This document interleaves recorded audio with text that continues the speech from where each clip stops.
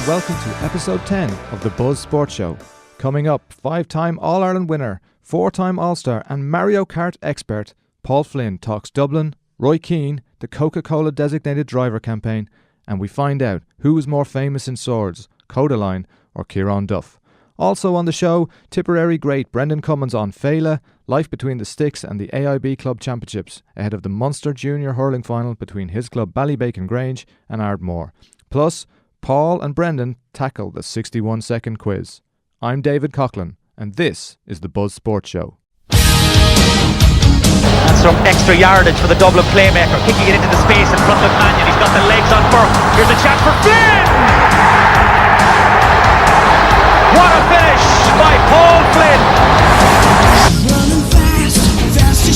Hit him in the face, but I should say, Gerard, it's the right thing. Flynn buries it. Third ever championship goal.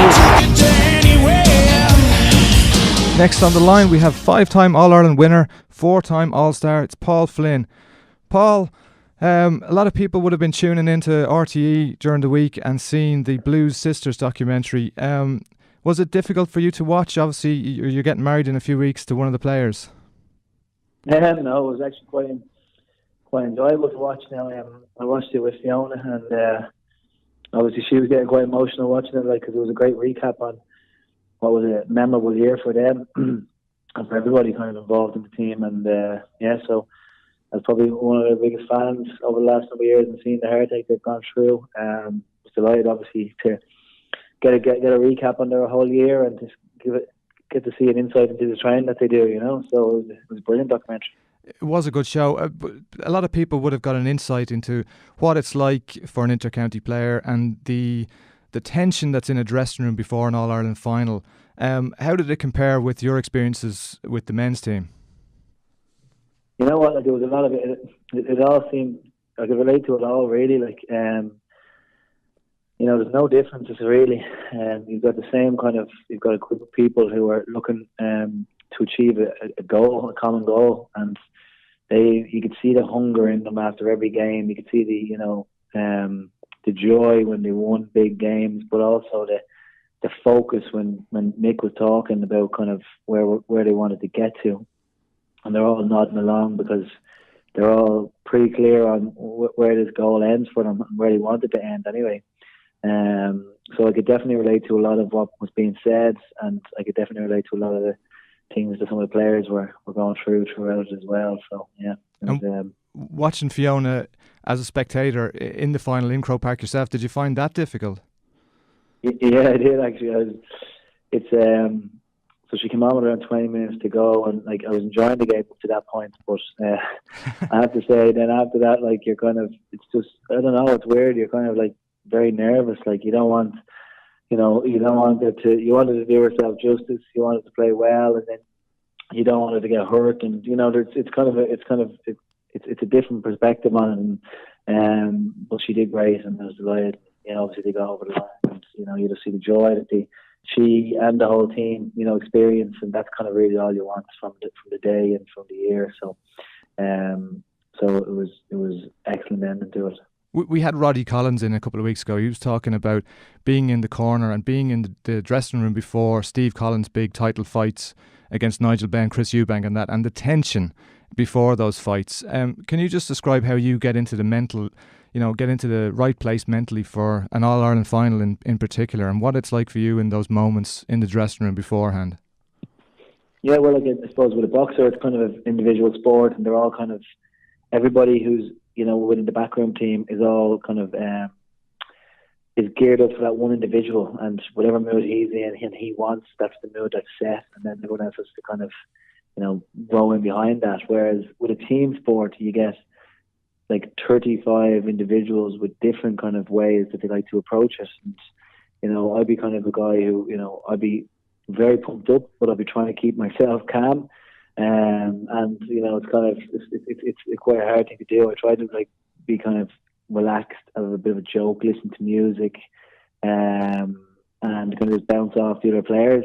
And that's how it helps me relax, because I know if I don't do those things, I'll just get very, very hyped up, and I'll be sometimes too hyped up and not in the best position to give your best performance. So there's a real balancing act, and you have to try and get it right. And you don't always get it right. Sometimes you're too hyped, sometimes you're not hyped enough, and sometimes you're not kind of thinking clearly and have clarity on what your role is and what you need to do. So, and then you take into account that there's different guys who, some lads really need to be hyped up and to be bouncing against the walls. Some lads to be really calm and to be like lying down with their eyes closed, and just kind of visualizing their game. So, it's a weird dynamic in a dressing room environment when there's all these different things going on, and you just need to know what works for you and kind of try and repeat it over and over. Well, when you talk about music, what kind of music would be going in the Dublin dressing room? Is that individually in headphones, or is there stereo playing like Wimbledon, the Crazy Gang style? Yeah, some of the lads would have their headphones in. I used to wear the headphones. I don't really wear them anymore.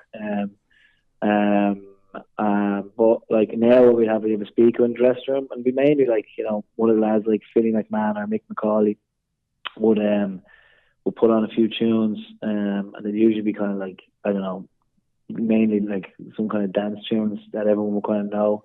Sometimes if Féile would put them on, no one would have a clue what the song was, but it'd be a little bit more commercial. And Mick McCauley was putting it on, everyone would kind of be able to bounce along to it. So all the lads would be trying to get Féile to leave his phone in his bag and let Mick McCauley do it, that kind of way. But Féile won't thank me for saying that, but no, I'm only joking. No, we just like a few tunes, and then it just kind of relaxes things a little bit, lighten the mood, because that's ultimately what the purpose of the music is, You'd be getting a bit of the Swords music on, would you? A bit of Codaline, bit of Ronan Keating, maybe even No Sweat. Do you remember No Sweat? No, I can't remember No Sweat now. But no, we'd be definitely getting like a few tunes. I'm not like too fussy with music. Codaline would be good, but even a song people knew. But Féile coming up with this underground house music that no one's heard of, So the balancing act somewhere in the middle. Who's more famous in Swords, Codaline or Ciarán Duff? Dolly Duff anyway. Until Codaline, gets physical, with the opposition that Dolly did, well then, it's always going to be Dolly. Yeah. You're talking about nerves, obviously. The wedding then, will there be big wedding nerves coming up now, or is there big preparations for that? Yeah, it's kind of like, it's funny, it's different nerves. Like, it's kind of more excitement type of nerves. You can't really compare it to anything because you've never done it before, and you just want to make sure that everything is like prepared for. You've done all the work, and then when you can go into the weekend, you can really just enjoy it. That's what we're trying to do. So, fairness, Fiona's quite calm. A few little moments where a few little things need to be done, and things can rev up a bit. But for the majority of it, it's been quite a calm kind of lead up, and a few family gatherings and stuff that tee it up nicely, so everyone's just looking forward to what will hopefully be just kind of a special weekend for us both. On the Dublin website, you've listed Roy Keane as your childhood hero. Can you just tell us a bit about him? Why he was such an influence on you, or what you liked about him? If I'm being blatantly honest with you, if you ever ask that question, if you're trying to reflect, you're trying to think, I actually don't have a clue who my childhood hero was, but that name came to my head and I obviously just said it, but when I relate back to it, it was mainly because I was a Manchester United fan, and he was a Manchester United player and an Irish player. He's a leader. I would have played the game a little bit similarly to him, in the sense that I would have played around midfield with the club, with the county growing up. And I wasn't the most technically gifted, and he wasn't the most technically gifted, but a lot of his game was based around being passionate, being a good leader, being physical, sometimes too physical, and all the kind of traits that he had, I had had in spades. And so when you're seeing someone like that do really well, and at the highest level, kind of, you can just sometimes relate to it, and I think that's what an idol should be. If someone, not just if I wouldn't compare myself to Cristiano Ronaldo, for instance, because he's not the type of player as I am. Whereas if you can find some traits that overlap in someone that you look up to, then it's good to just kind of follow what things work for them, and then hopefully you can replicate some of them, not all of them, because but that's probably why. Yeah. Would you like to play for him? More recently, I've kind of been looking into the sideline. Probably if you had asked me that question maybe half a decade ago, I would have said yeah. do anything for him. But more recently, I'm kind of questioning that because I don't know what to think, But yeah, so but no, look, he's still a hero of many Irish people and especially Manchester United. Do you think the day of the ranting and raving manager on the sideline has gone a little bit? You look around at especially elite inter-county level. You've got Jim Gavin, who is so zen-like, and there's others like him at the top at the moment. Stephen Rochford, Derek McGrath in Waterford. So do you think there's been a big shift in your time at the top level? Yeah, absolutely. I think there's a balancing act in there somewhere. It's just about leadership styles, really. There's nothing saying that one way is the right way, But I think what happens is, Jim has done well doing it that way. Joe Smith has done well doing it that way.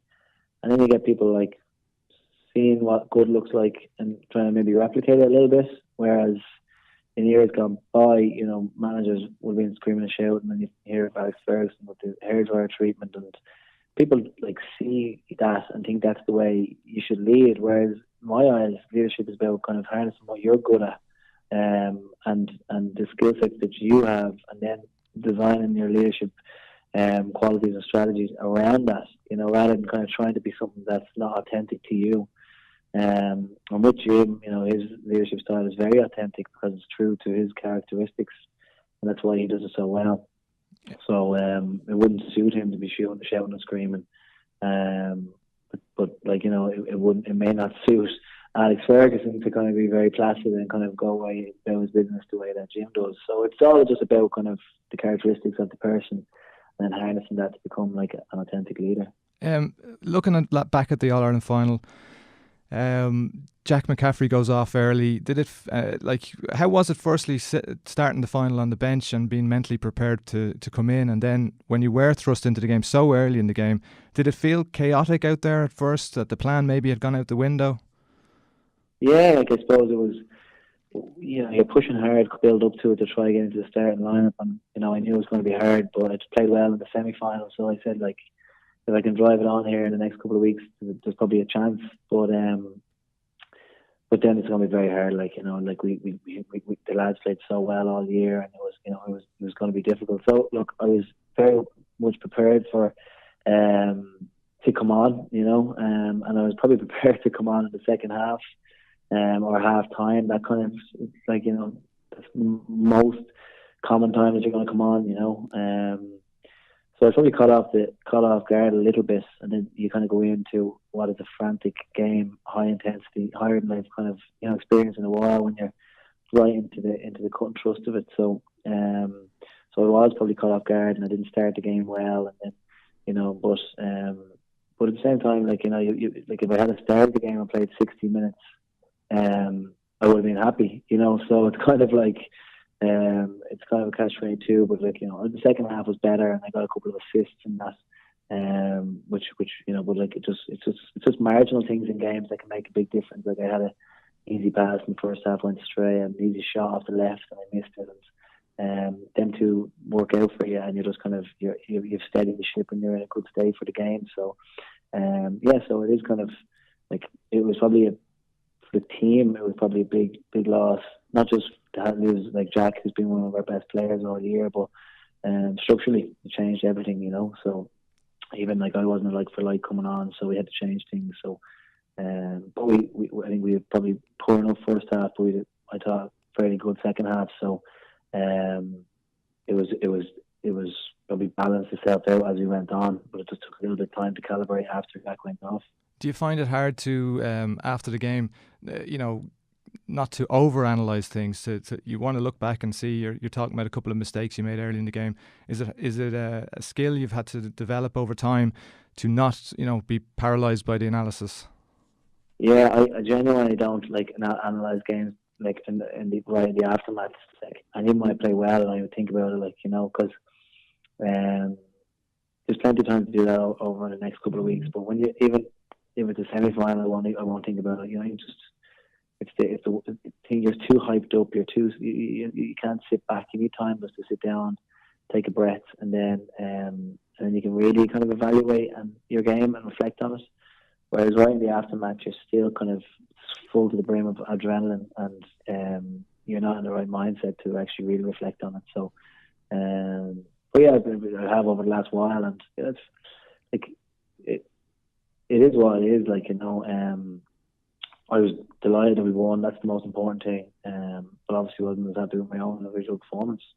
I know you've spoken before about that in the lead up to big games, in the lead up to any games over the summer. You don't really like to talk about football too much to friends and family, and they know this now as well. And you block a lot of things out. You don't read the papers and all that kind of stuff. But I'm sure you're aware of the likes of Joe Brolly, that painting a picture of inter-county footballers these days, if they live a miserable existence, you know, the hamster wheel of work, gym, training sessions, matches, and that their work-life balance is completely out.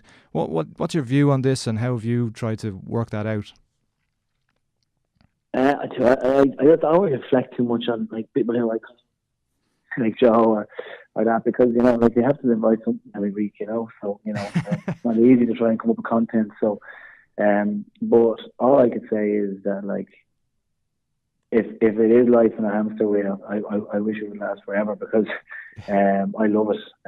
I love the experience. I love pushing the body to its absolute limits.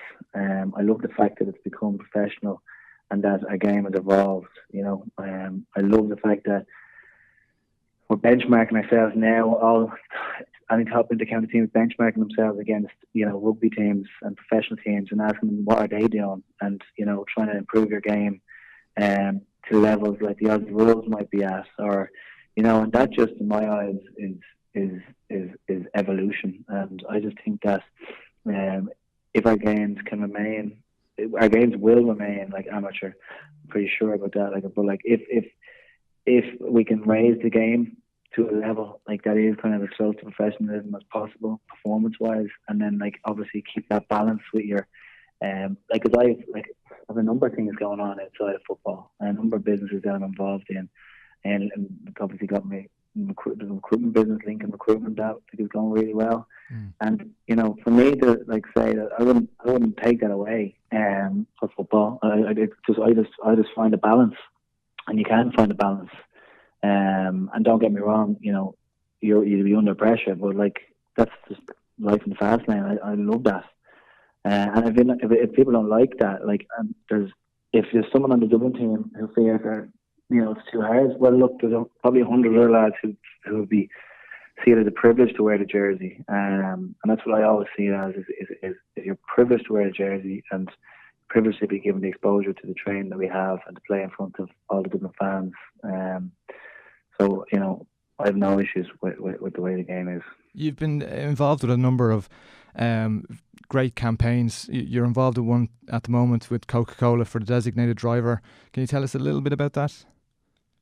Yeah, it's a great initiative, like, by Coca Cola, like, and it's just centered around come up to the Christmas time. Like, you know, it's about the gift of a lift is what they're saying, you know, and it's the idea that, you know, people can go out, you know, to drink. They can get 2 free drinks from Coca Cola if they download the 2 drinks into their wallet and their iPhone, and you can put on the details then what they are up for the kitchen. And it's just kind of one of those great initiatives that, you know, Coca Cola deserve credit for, because I've been in that position myself when you're going out and you're on the dry. Daily footballers are very used to it. You get a drink and it's actually the same price as it is for a pint of beer. But it's good, like, that they're encouraging people to be able to go out and get a free drink, Coke, even a mocktail kind of thing. Yeah, and just to be able to do it, get them free of charge, and be able to kind of go out. So that's why I think it's a good idea. You mentioned other roles that you're involved in. You've been involved with GPA as well. Andy Moran has been touted as a possible future candidate for Fine Gael. They've been interested in him. Sean O'Halpine has also been considered as a candidate. We've had a lot of talk about elections recently. Are you interested in politics? Is that a role that you might even think about yourself going down in the future? No, nothing that I've thought about anyway. It's a tough gig, you know. They do a great job, like, and they obviously come under a lot of scrutiny, like, but you know, you just see it firsthand that the work that they have to go through, and they're always in the public limelight. Probably no different to the county footballers and that. But no, best of luck to Andy and Sean. They had my vote anyway. And you shared a house with Michael Murphy. You're obviously now sharing a house with another inter-county footballer. But they've both spoken about what a great influence you've been. But you must have had some bad habits. I mean, tell us, daytime TV, are you Homes Under the Hammer man, or what did you and Michael Murphy get up to watching and all that kind of stuff? Jesus, yeah. Like, it was a good talk about all the good stuff, but I didn't tell you about the fact that we play Super Mario Kart for 3 hours a day as well. Like, that didn't come into it. Or we'd be on the place playing Call of Duty or something like that, So, like, no, there's definitely a couple of vibes in there, and we weren't shy about going out for a pint as well. So, but I think all in all, like, the balance was definitely leaning towards becoming the best footballers that we could be, I suppose. And we bounced off one another very well in that regard, and I learned a lot from him, and he learned bits from me too. And that's the beauty of getting the chance to live on campus with people who are high performing athletes, and you're in that environment. It's an environment that I kind of enjoyed, and it's something that's definitely benefited my career for sure. Super Mario, that's the secret of your success. That's what we'll take away from this. Look, we have the 61-second quiz coming up. The top score on that is 7 from Eamon McGee. So I hope you'll be ready for that in a second. Just last question I just want to ask you is about Pat Gilroy. Obviously, you had great success under him. Unforgettable day in 2011. What was your take on him taking over the hurlers? Yeah, I'm delighted to see it. I think he'd be great. I think he's a great manager, and he kind of gets players playing for him and for the team. And I think that's kind of really important. And he'll have no legacy kind of teams picked in his head. He'll give a clean slate, and lads will step up to the plate. Some lads will, and some lads maybe won't like it. But I tell you, he'll get a good 15 and 20 lads on the pitch. So I'm looking forward to definitely supporting the hurlers this year anyway, that's for sure. Okay, Paul, it's time for the 61-second quiz. Is this general knowledge or sport, or what is it? This is a bit about yourself, and a bit about how well you know swords and Fingalians and all of that kind of stuff. So it's pretty serious stuff. Are you ready? I don't know. Okay. Well, what score did Paul Flynn get against Roscommon in the league this year? 1-6. Correct. From which shopping centre does Blind Boy from the Rubber Bandits get his plastic bags? JC's. Correct. Ronan Keating solo number 1 in 2000. Paul. Smile on your face. What's that song? I will give you that. What was the previous name for Codaline? I can't remember. 21 Demands. 21 Demands. Give Me a Minute was the song. I remember that anyway. What is the motto of JC's supermarket? I've got to drive by it every day. Jesus, I can't believe I can't remember. No, price is better. Prices. No problem shopping. Oh. What year was Fingalians founded? 1884. Correct. Who was the referee in the 2011 All-Ireland final? Cormac Riley. Joe McQuillan?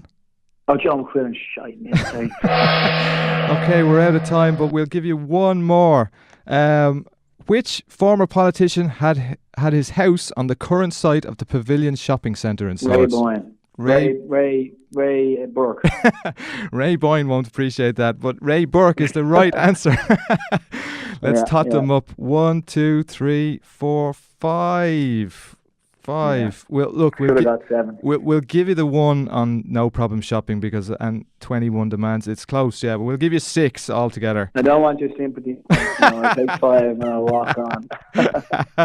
Great stuff. Thank you for joining us today, Paul Flynn. No worries. Okay. See you now. Cheers, Bye. Paul. Thanks a million. All the best. Coming up after the break, Tip legend Brendan Cummins on the AIB Club Championships ahead of the Munster Junior hurling final between his club, Ballybacon-Grange and Ardmore. Next on the line we've got Tipperary legend Brendan Cummins to talk about the AIB Club Championships and his club Ballybacon-Grange in action this weekend. Welcome to the show, Brendan. Hey, how's it going?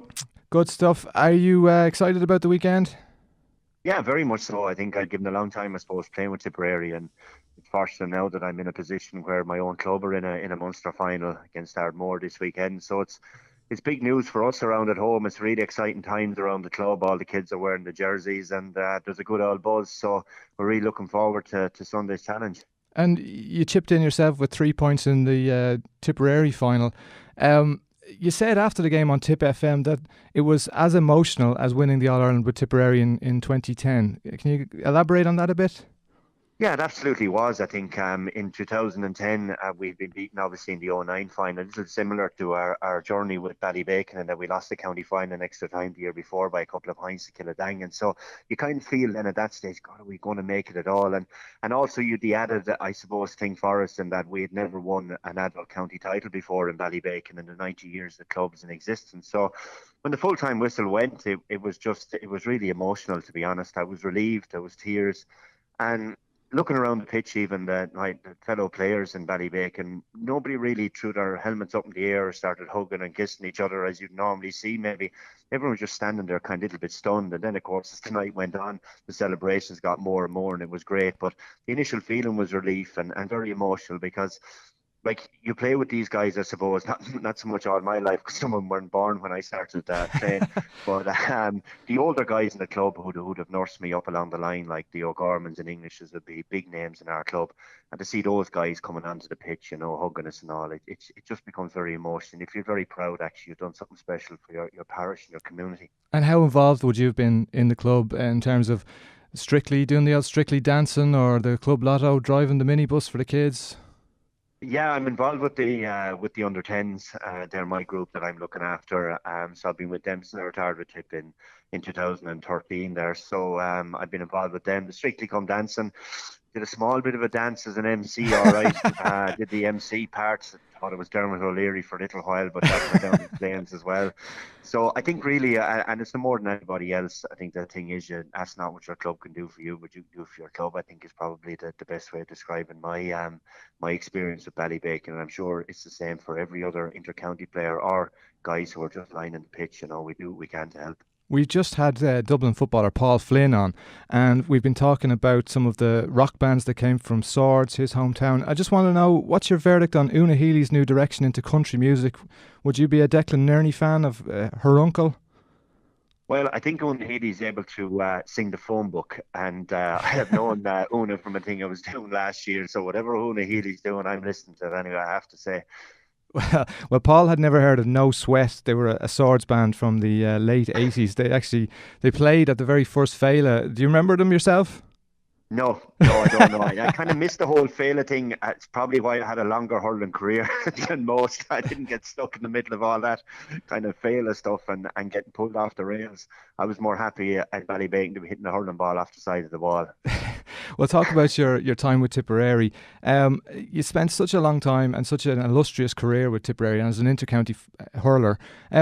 When you retire, when you eventually walk away from Tipperary, it's such a part of your identity. Is that a hard thing to deal with, to wake up the next morning or the following year and you hear about the news on the radio, read about the paper about the Tipperary panel, who they're going to be playing, and you realise you're not part of that? Yeah, I think what I had spoken to a lot of players who had retired, so I kind of planned that I was going to be packing it in the end of 2013 from maybe a couple of years back, and I had made my peace with it for all the world that this is what I was going to do. And then when the moment came, it was difficult. I had the tears in the dressing room. It was really, really difficult when I took off the jersey for the last time. My Bonner sitting beside me, it got a little bit awkward because I was in floods of tears under a towel, and Bonner was just kind of tapping me on the back because he didn't really know what to do with me. But then when I walked out that dressing room, I knew it was over. And I suppose everything else comes in on top of your life. Then there's other focuses. I've had gone into the media role with RT in the Sunday game and things like that. So other things start to happen, and it gave me more time to focus on the club at underage. I mentioned earlier, I was with the under 10s. So a lot of other things happen around you, but I class myself as being very fortunate, not only when I played, but the way I got to pack it in. I mean, there's many as a player gets a phone call from the county manager maybe this time of the year saying you're not in our plans for next year. And that's a total shock to the system when you think that I'm going to be involved next year. You're starting to plan and plot what you're going to do to get the best out of yourself, and then it's all over in one phone call. So I was lucky I got to call time, and very fortunate where others, unfortunately, aren't in that position. Do you still keep a diary? I know you used to keep a diary when you were involved with Tipperary. Yeah, I do keep diaries. Yeah, I'm gone a little bit lazy now. I keep video diaries actually now is what I do. Very modern of Because you. yeah, very modern. We've gone all IT below in Ballybacon. Since we got into Wi-Fi, we don't know ourselves. But what you call it? And now we're in the Munster Club final, so it's all going my parish. But what you call it? Yeah, so that's kind of the way I do it now. Is the way I go about it. I don't sit down anymore every day, but every couple of days I take the video diary and upload it, and that's the way I'm kind of going with it now. Were you talking about technology there? I don't know, did you watch the GAA Nua documentary with Dara O'Canada? And obviously over your span with Tipperary, I'm sure you saw a lot of changes in sports science and the way teams are conditioned and trained and prepared for matches. What is your view on all using GPS and all those kind of elements that are involved now with a county team? I think, yeah, it is. Like sports science is good and it's fine, and I would have put a lot of weight on Declan Kyle, who was my sports psychologist, and I've spoken to Declan. I suppose regular enough at times to help me through different situations where I found I couldn't find a solution. I needed to bounce something off somebody. GPS trackers, and they're all using them, but some counties I think in the GA are not really sure. They get their distance and they get their sprints distance covered and all these kind of stats, and I think at the end of the day, I think if you have a group of players who are motivated enough to get the ball between the posts as efficiently as they can and stop the other crowd doing it, no matter what kind of a tracker you have in your back, that's the simplicity of our game. So there's been a lot of layers, I think, put into the GA over the last number of years. Some are helpful, others are only there just to show how professional we are. And I wonder, are they really affecting the scoreboard? So I think that's when the manager has to come in and say, are we getting bang for our buck with these decisions and the outlay that they're paying for this? But certainly for me, I don't put a huge amount of value in the trackers and all that. I just think that if you get a team motivated, you have to have dietitians, you have to have access to a sports psychologist. Yes, you have to have all those things, but you can't go a one size fits all approach. And any setup I've been involved in Tipperary certainly have had success. Each player was taken as individual and a plan was tailored to suit their needs. And then every need then was focused towards getting the collective that bit better. And I think that approach, no matter what way you go, has to be the way forward. And any manager has had success has applied that. You've been coaching as well with Laois and Kerry and helping out then with those counties. What have you learned from them? And is the goal still to be Tipperary manager?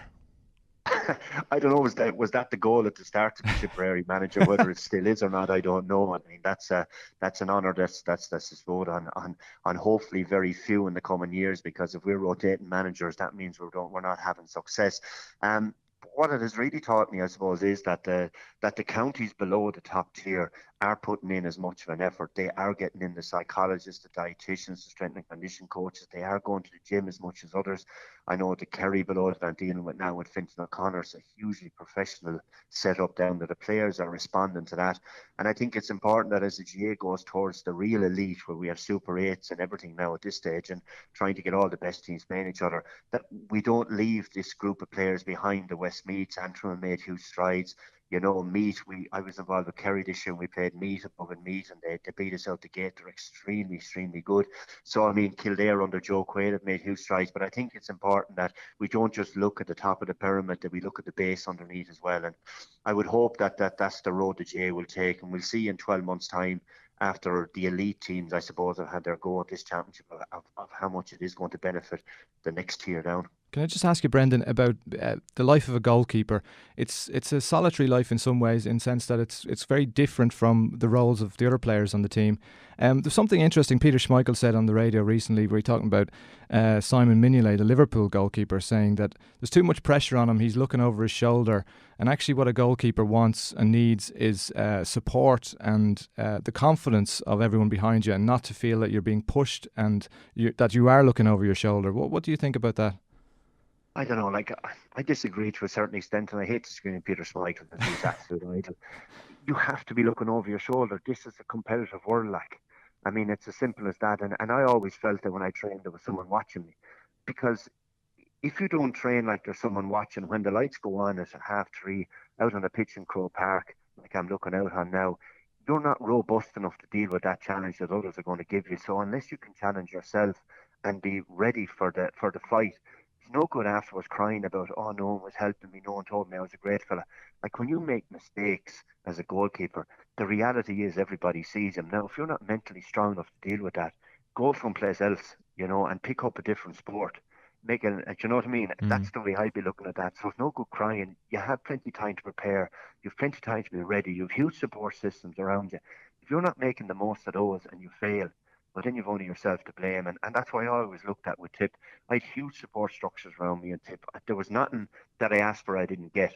So therefore, if I failed on the day of a match, it was my fault, not anybody else around me. So I think sometimes you can take the easy excuse, when sometimes I think you just have to look in the mirror and say, right, buddy, we need to be a little bit better.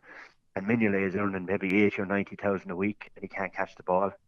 I mean, I don't know, like maybe they should make bigger gloves, or they should share the ball for him. That's the next thing he'll be saying. So if you're not up to the job, someone else takes your place. And in work or sport, that's why we love sport so much, because failure is very open, it's very raw. And then you get to see if someone recovers. And for me, there's no good bitching. You just recover and get better from the mistakes you make, not looking to pin them on anybody else. Maybe he should start running up a mountain in the dark.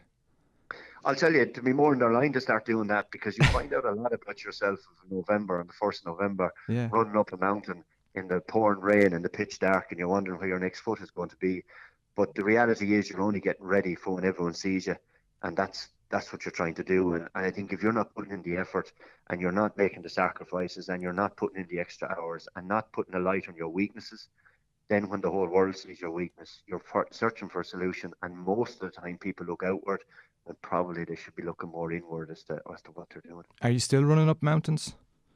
Yeah, I'm still running. Yeah, I am. Not so much up mountains now, but I did the marathon the year after retiring. I've done a couple since, so I've enjoyed all that. But because we've been involved in the Junior Hurling Championship, the nature of it is that it goes into November, December most years. So last year I was all set to do the marathon, and then we had a good run the championship, and I couldn't do it.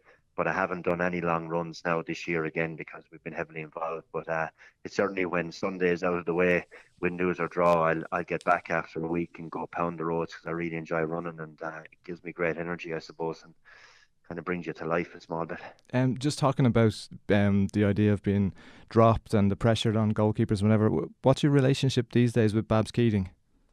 It's fine. He's from my club. I haven't seen Babs actually around the place. He's living in Dublin now. But I heard he did a great job for the Stars in Their Eyes gig that was on last week. We were a competition and judges. I was wondering why the club didn't put us on both on the Friday night. It could have been like Celebrity Smackdown or whatever. But no, it's great. Like Babs is fine. He's one of our own in Ballybacon, and I'm sure he's as proud as anybody else is around the parish that we've gotten to this Munster final. And I'm sure Babs will be down at the game shouting us on. Okay. Brendan, coming up, we've got the 61-second quiz where you're going to try and beat a top score of 7 set by Eamon McGee, and a bit about yourself and a bit about Tipperary. But lastly, I just want to ask you about Tip last season and this season coming ahead. You've been there before yourself. Is it a winter of soul searching for them after last season? I think it's a winter of finding new players, and that's no different to any other year. Yeah, the wheels come off the wagon all right in May, June. But in fairness to Mick Ryan, his backroom team, he did a fantastic job to get it back right and be within a point then of the eventual Ireland champions. I mean, Joe Canning scored from out under the accusing stand. What's the difference between the teams? And you'd never have thought, leaving Thurles when Cork beat Tipperary by so much, that Tip would get back to that level again in a relatively short space of time. So Mick will be obviously trawling the county. When players leave, other players see the opportunity, and I think that's what I'm looking forward to seeing, the younger players coming in saying they want to put their mark on this thing, and it'll add a whole new freshness to it. So certainly as a Tipperary supporter, I'm looking forward to next year. More games, exciting times, because we'll have different names on the team sheet now, and we'll see how we go. And Brian Cody, to go or to stay? Oh, Brian Cody's absolutely staying. That's not even a question. That's like wondering, is the sun going to rise in the morning? I mean, that's just the way it is. I mean, in fairness to the man, he's now got probably one of his biggest challenges, because everybody's saying you don't have the same group of players.